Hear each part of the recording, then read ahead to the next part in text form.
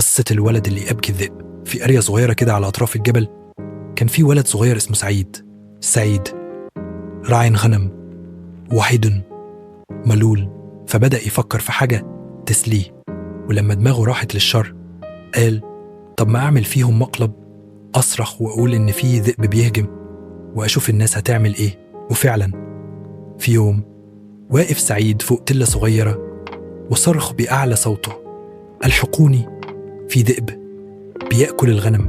أهل القرية طلعوا يجروا، كبار وصغيرين، شايلين عصيان وسكاكين وقلوبهم على وشوشهم، وكلهم جايين ينقذوا سعيد وغنمه.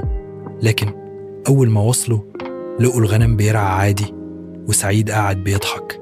قال واحد من الفلاحين عيب يا سعيد، دي حاجة متتقلش هزار. قال سعيد وهو بيضحك كنت بضحك بس، متقلقوش كله تمام. وبعدها بأيام عملها تاني، صرخ نفس الصرخة ونفس الناس طلعوا ونفس السيناريو، بس المرة دي الناس بدأت تتضايق. واحد قال الولد ده كداب، المرة الجاية مش هنيجي. وفي يوم من الأيام وهو قاعد مع غنمه فعلا ظهر ذئب حقيقي كبير، عيونه بتلمع وأسنان بتبرق. الذئب نط من ورا التل وبدأ يهاجم الغنم. سعيد اتجمد في مكانه وبعدين صرخ وهو بيعيط الحكووني، الذئب حقيقي سأعدوني.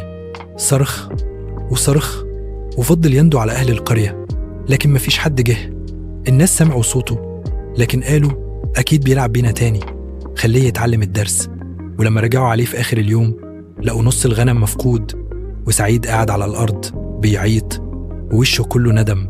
قال له راجل كبير في السن شوف يا ابني، الكذب عمره ما كان لعبة، لو كدبت مرة محدش هيصدقك بعد كده حتى لو قلت الحقيقة. سعيد سكت، ومن اليوم ده اتغير، بقى دايما صادق وعمره ما استخف بكلمة ذئب تاني.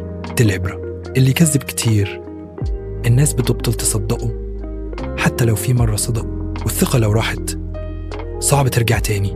أتمنى أن تكون القصة نالت إعجابكم.